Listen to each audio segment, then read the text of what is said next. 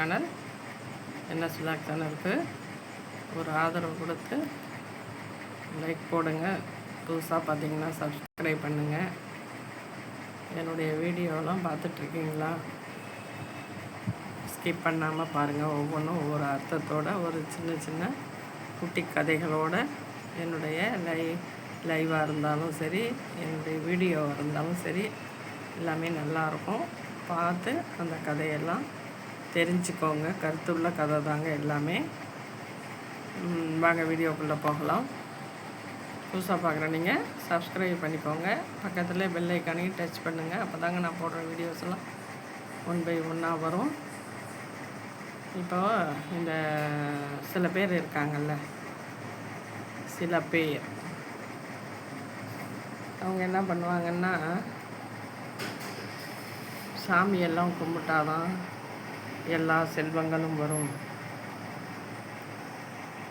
அப்புறம் விடியாமூஞ்சி, சாமியை கும்பிட்றதில்ல, தெய்வ வழிபாடு அவட்ட கிடையாது, அதனால தான் அவளுக்கு கஷ்டம் மேலே மேலே வந்துட்டுருக்கு அப்படின்லாம் சில பேர் உதாரணம் கருத்து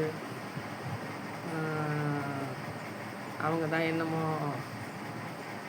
தெய்வங்களை வழிபடுறதும் மற்றவங்க வழிபடாமல் இருக்கிறதும், இவங்களுக்கு எல்லா ஐஸ்வர்யங்களும் வரும் மற்றவங்களுக்கு வராது அப்படிங்கிற மாதிரிலாம் ஒரு கருத்து கணிப்பு கெஸ்ஸிங்கில் சொல்கிறாங்க. அதெல்லாம் உண்மையே இல்லைங்க.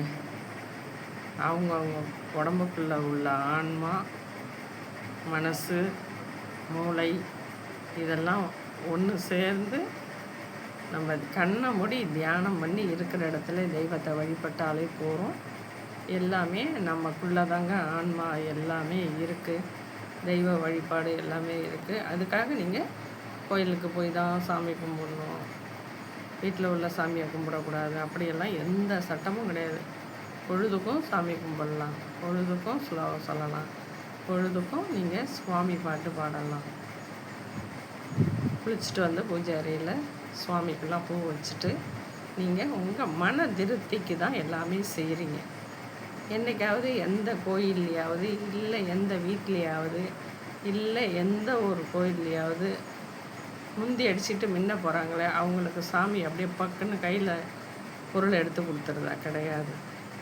தெய்வ வழிபாடுங்கிறது ஒரு மன திருப்தியை தரும், மன அமைதியை தரும், மன நிம்மதியை தரும். அதுக்காக தான் தெய்வ வழிபாடு. சாம்பிராணி வாசனையும் சந்தன வாசனையும் சக்கரை பொங்கல் வாசனையும் சாமிக்கு உகந்தது. அது செஞ்சு நாம் கும்பிடும்போது நமக்கு அந்த தெய்வீக மனமாகப்பட்டது சுவாமிக்கு ஏற்றுக்கொள்ளப்படும், நமக்கு மன அமைதியை கொடுக்கும். நீங்கள் டெய்லி கூட உங்களால் என்ன முடிஞ்சதோ பருப்பு சாதம் நெய் போட்டு பருப்பு சாதம் பண்ணுங்க, இல்லை வெறும் சாதத்தில் எள்ளு பொடி பருப்பு பொடி ஏதோ ஒன்று வச்சு நிவேத்தியம் பண்ணுங்க. வெறும் சாதத்தை கூட சாம்பாரை கொஞ்சம் ஊற்றி நிவேத்தியம் பண்ணிவிட்டு காக்காய்க்கு வச்சுட்டு டெய்லி வச்சுட்டு கூட சாப்பிடலாம். அதாவது ஒரு பொடி அன்னம் காக்காய்க்கு குருவிக்கு நீங்கள் தினம் வச்சிங்கன்னா அதுவே உங்களுக்கு புண்ணியந்தாங்க. அதனால் நம்ம தெய்வத்துக்கிட்ட நம்ம படைத்த தெய்வம் நீ தான், என்னுடைய நிம்மதியை சந்தோஷத்தை எனக்கு கொடு, அதுக்காக அதுக்கிட்ட போய் பொண்ணை கொடு, பொருளை கொடு, என் பிள்ளைக்கு வேலை கொடு, என் பையனுக்கு நல்ல பொண்ணாக கொடு, என் பொண்ணுக்கு நல்ல பையனாக கொடு, நல்ல லட்சக்கணக்கில் சம்பாதிக்கணும், இதெல்லாம் போய் கடவுள்கிட்ட கோரிக்கை வச்சா அதெல்லாம் காது கொடுக்க கூட கடவுள் செவி சாய்க்க மாட்டார். நாம் நல்லா படித்தோம்னா, நல்ல மெரிட்டில் இருந்தோம்னா காலேஜில் சீட்டு கிடைக்கும். அதே போல் நல்ல ப்ராஜெக்டோ இல்லை லேப்டாப்பில் நல்ல அவங்க கம்பெனியில் வேலையை சீக்கிரம் முடித்து கொடுத்தீங்கன்னா ப்ரமோஷனில் உங்களுக்கு சம்பள உயர்வு கிடைக்கும். நாம் உழைக்கணும். அதே போல் தான் தெய்வத்தையும் உழைக்க உழைக்க காசு கிடைக்கும். அதே மாதிரி நாம் தெய்வ வழிபாடும் மனமுருகி தெய்வத்துக்கிட்ட கண்ணை மூடிக்கிட்டு, நீ தான் என்னை உருவாக்கின, எனக்கு நிம்மதியை கொடு, உடம்புல வலிமையை கொடு, மனசில் வலிமையை கொடு அப்படின்னு வேண்டிக்கிட்டிங்கனாலே போகிறோம். உங்கள் மனம் அமைதியாகவும் உறுதியாகவும் வலிமையாகவும் திடமாகவும் இருந்தாலே உங்களுக்கு மூளை நல்லா இயங்கும். நீங்கள் நல்லா சந்தோஷமாக இருக்கலாம். நல்ல வேலைகளையும் செய்யலாம். எல்லாத்துக்கும் உங்கள் மூளை நல்லபடியாக செயல்படும். பசங்களையும் பார்த்துக்க முடியும். அதை விட்டுட்டு கண்ணா பின்னான்னு யோசிச்சுக்கிட்டு கவலைப்பட்டுக்கிட்டு சாப்பிடாம தூங்காமல் வியாதி அதிகரிக்க வைக்க உடம்பு ஒத்துழைக்காமல் போக இதெல்லாம் நாமளே செஞ்சுக்கிறது. சோர்வாக இருக்கிறதும் சந்தோஷமாக இருக்கிறதும் அமைதியாக இருக்கிறதும் ஆக்ரோஷமாக இருக்கிறதும் எல்லாமே நாம் தாங்க. நம்ம மனசை ஒருநிலைப்படுத்தி கட்டுப்பாட்டோடு இருந்தோன்னா ஒன்று சொன்னால் சரின்னு போயிட்டோன்னு வச்சுங்க, பிரச்சனை அதோடு முடிஞ்சிடும். மேலே மேலே இன்க்ரீஸ் பண்ணிக்கிட்டே போனோம்னா பிரச்சனை பெருசாக போகும், மன அமைதிக்கிடும். எல்லாத்துக்குமே சரி, பதிலுக்கு பதில் நம்ம பேச வேண்டாம். பிள்ளைங்கள்ட்டையும் சரி, வீட்டில் உள்ள பெரியவங்கள்ட்டையும் சரி, அமைதியாக போயிட்டோன்னா அடுத்த தடவை அவங்களே நம்மளை கூப்பிட்டு நான் இந்த மாதிரி பேசிட்டேன், என்ன மன்னிச்சிருமா அப்படின்னுவாங்க. அமைதி பெரும் ஆயுதம். மற்றவங்க மாதிரி இருக்கணும்னு நினைக்காதீங்க. நம்மளை நாம் திருத்திக்கிட்டு சந்தோஷமாக இருக்க கற்றுக்கோங்க. மற்றவங்கள பார்த்து எதுக்குமே நாம் போட்டி போடக்கூடாது, பொறாமப்படக்கூடாது. அமைதி அறவழி போராட்டம் நம்ம அமைதியை தரும். பிள்ளைங்களாகட்டும் பெரியவங்களாகட்டும் நம்ம நடந்துக்கிறதில்ல அவங்களே புரிஞ்சுக்கிட்டு அவங்களும் அமைதி ஆகிடுவாங்க. ஐயோ இவ்வளோ நல்ல பொண்ணாக இருக்கா, நாம் ஏன் பதிலுக்கு பதில் அவள்கிட்ட பேசி பேசி வம்ப விலை கொடுத்து வாங்குகிறோன்னு சொல்லிட்டு அவங்களும் ஒதுங்கி போயிடுவாங்க. நிறைய பேருக்கு அமைதினா என்னான்னே தெரியாமல் எப்படி என்ன சொல்லலாம், 1 இல்லை 2 பார்த்துட்றேன். அவ்வளோ என்ன நான் சீப்பாக போயிட்டேனா? என் ரேஞ்சு என்ன, என்னுடைய கெப்பாசிட்டி என்ன, தராதரம் என்ன, என்னுடைய செல்வாக்கு என்ன, எது இருந்தாலும் உங்களுடையது தான், அடுத்தவங்களுக்கு உபயோகப்படாது. கொடுக்கும் மனம் இருந்தால் மட்டுமே அது உபயோகப்படும். கொடுத்தாலும் அதை திருப்பி கேட்காம கொடுக்குறவங்களுக்கு தான் அது அந்த பொருள் அவங்களுக்கு நல்லபடியாக இருக்கும். அதனால் யாரையும் எப்பொழுதும் எதுக்கும் அவசரப்பட்டு பேசாதீங்க, திட்டாதீங்க, ஒரு வாயால் ஒரு சொல்லாதீங்க. நாம் கடவுள் வழிபாடு முக்கியம். கடவுள் உடனே கையில் கொடுத்துட மாட்டார்.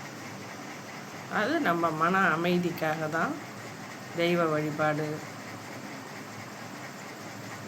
மன அமைதி தரும். தெய்வ வழிபாடு மன அமைதி கொடுக்கும், நிம்மதியை கொடுக்கும், சந்தோஷமாக இருக்கும். 4 பேருக்கு நீங்கள் உங்களை கையால் 10 ரூபா போட்டு பாருங்கள். அது நினச்சி பார்த்துட்டு அன்றைக்கி ஆஹா நம்ம 4 பேருக்கு 10 ரூபா போட்டோம், அவங்க ஒரு டீ குடிக்க செலவுக்கு சரியாச்சா, அது நமக்கு சந்தோஷமாக இருக்கும். அதனால் நாம் கெட்டு போக போகிறதில்ல, முடிஞ்சதை செய்கிறோம் இல்லையா? யார்கிட்டையாவது நாம் ஒரு அதந்து பேசாமல் அமைதியாக இருந்துட்டோம்னு வச்சுங்க, ஆஹா நம்ம அவங்கள்ட்ட சொன்னாங்க நம்ம கம்முன்னு வந்துட்டோமே, நம்மளை வீக்காக நினச்சிப்பாங்களோ, அமைதியாக கூப்பிட்டாங்க, ஒரு நாள் அவசரமாக வந்துட்டோம், நம்ம அவசரமாக வர வேண்டிய சூழ்நிலை வந்துட்டோம், அவங்க கூப்பிட்டாங்க நம்ம காதில் வாங்கலை வந்துட்டோம், ரைட்டு. அதுக்காக அடுத்த நாள் நீங்கள் கூப்பிட்டீங்க, வீட்டில் அர்ஜெண்ட்டாக பாட்டி இருந்தாங்க, சாப்பாடு கேட்டாங்க, உங்கள்கிட்ட பேசிகிட்டு இருந்தேன்னா எனக்கு டைம் ஆகிடும், அதனால் நான் வரேன்னு கூட உங்கள்கிட்ட சொல்ல முடியாமல் நான் வேகமாக வந்துட்டேன், தப்பாக எடுத்துக்காதீங்க, இப்போ உட்காந்து கொஞ்ச நாள் உங்கள்கிட்ட பேசிட்டு போகலான்னு தான் வந்தேன் அப்படின்னு சொல்லிட்டு ஆசுவாசமாக பேசிக்கலாம். இதெல்லாம் தெரியாமல் நம்ம ஒருத்தரை புரிஞ்சிக்காமல் நிறைய பேர், கொஞ்சம் நெஞ்ச பேர் இல்லை, நிறைய பேர் நாட்டில் இருக்காங்க. எல்லாருமே மற்றவங்கள புரிஞ்சுக்கிட்டு, வீட்டில் உள்ளவங்கள புரிஞ்சுக்கிட்டு, பெரியவங்கள புரிஞ்சுக்கிட்டு, எதிர்த்து பேசாமல், ஒரு கஷ்டத்தை கொடுக்காம சந்தோஷமாக எல்லாரும் அமைதியாக இருக்கணும்னு நினச்சாலே பல இடத்துல சண்டைகள் சச்சரவுகள், பல இடத்துல பார்த்திங்கன்னா இந்த கல்யாணம் ஆகிற வரைக்கும் அண்ணன் தம்பி தங்கச்சி எல்லாம் சந்தோஷமாக இருப்பாங்க. இந்த கல்யாணம் ஆயிடுச்சுன்னு வச்சுக்கோங்களேன், அண்ணன் தம்பிக்குள்ளே சொத்து பிரச்சனை. ஒரு பையன் ஐடி கம்பெனியில் வேலை செய்வாப்புல, ஒரு பையன் மெக்கானிக்காக இருப்பாப்புல, அதுக்கு வருமானம் கம்மியாக இருக்கும், அதனால் எனக்கு இடம் சேர்த்து வேணும் அப்படின்னு கேட்பாங்க. இவர் விட்டு கொடுக்க மாட்டேன், இவர் விட்டு கொடுத்தாலும் இவங்க ஒய்ஃபு விட்டு கொடுக்கக்கூடாதுன்னு சொல்லுவாங்க. பணம் போயிட்டு போகுதுங்க, அவர் கஷ்டப்படுறாரு, கொடுத்துட்டு போங்க. அது பெரிய பிரச்சனையாகி கேஸ் போட்டு அப்பா அம்மாவெல்லாம் பகைச்சிக்கிட்டு அவங்களையும் கவனிக்காமல் ஐயோ நாட்டில் பிரச்சனை பயங்கரமாக போயிட்டுருக்குங்க. அந்த மாதிரிலாம் இருக்காதீங்க. அமைதியாக இருங்க. அமைதியான வழியில் போங்க. பெற்றவங்கள கவனிங்க. பெற்ற தாய் தகப்பனுக்கு சோறு போடுங்க. அதை விட ஒரு பெரிய கடவுள் உங்களுக்கு வேறு எதுவுமே கிடையாது. தாய் தகப்பன் தான் உங்களுக்கு முதற் கடவுள். அவங்கள கவனிச்சிங்கனாலே உங்கள் பிள்ளைங்க மற்றபடி எல்லா செல்வங்களும் நல்லாயிருக்கும்.